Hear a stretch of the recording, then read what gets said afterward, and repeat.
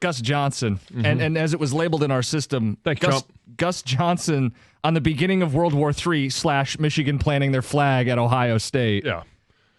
I mean, if you're going to talk about something you know about, and I don't think he really understands the context of this rivalry. So sign off. Enjoyed. Hopefully everybody enjoyed the radio broadcast. Turn your TV down. Was it disrespectful for Michigan?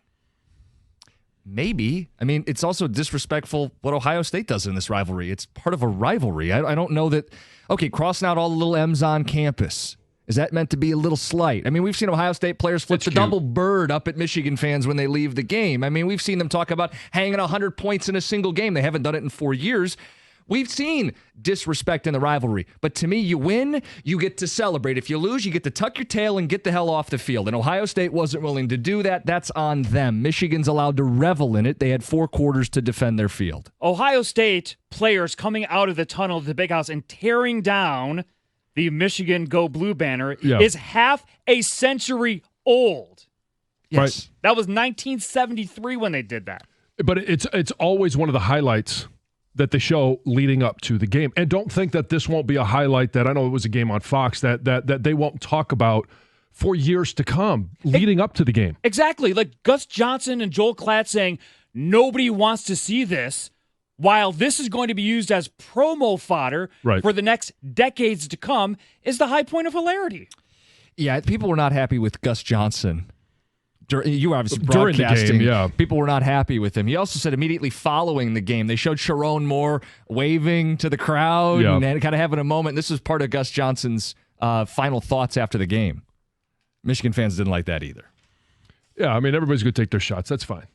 We took our shots for 3.5 hours, and we came out with a win. And Buckeyes thought that they were going to march right to Indianapolis. What are they doing this week? Nothing. Same with us. Trust me, I get that. But here's the other thing is... The expectations were very different for these teams. Oh, yeah, you think? And when everybody wants to defend, this was on their field, how could we possibly do that? Go back, and I don't remember which game it was, 3 or 4 weeks ago, and maybe it was the Indiana game. All of a sudden, I get on my, very carefully curated social media stream a video of their band at halftime of one of their games. Their halftime show, which they had planned and practiced and done, is I'm guessing it's a Wolverine that the band was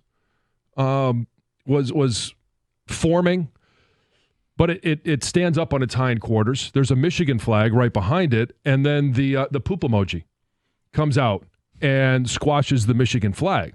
So let's not act like this is something that's not a legitimate response to everything that university does. And planting a flag doesn't have to turn physical. We've seen it happen in years past in this rivalry and other rivalries and other big games.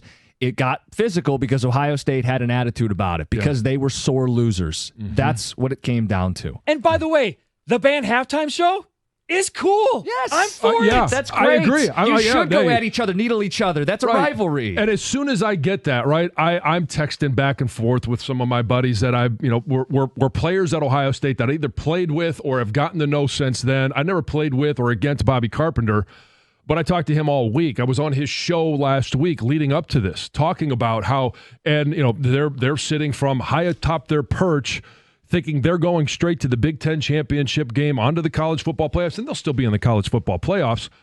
But they had 3.5 hours to take care of business, and they didn't. And now Jack Sawyer, along with all of his other classmates that came in 21, are leaving 0-4. Yeah, well, not Quinn Ewers. Right, yes, not Quinn Ewers. Right, yes. He had to leave Ohio State to get that done. Yeah. Let's get some phone calls in the mix. Like I said, overreactions at 7:02. The floor is yours, Michigan fans. You pulled off biggest upset in the rivalry's history, debatably. 96, the one John played in, you could throw out there too, but this one feels more humiliating for Ohio State and even bigger underdogs. So at that time, there was no Big Ten championship game. There was no college football playoffs. there's so much more riding on this game. And I don't have the stats in front of me about how many times going into this game the Big Ten champ was decided. Because whether it was Michigan or Ohio State that was in line for it, or both, and the winner was going to win the Big Ten championship and then ultimately go on to the Rose Bowl, it's completely different now. But they will not be going. And I got a whole bunch of texts. I got a text from LeBar. Hey, thanks. Welcome, buddy. Enjoy Indianapolis.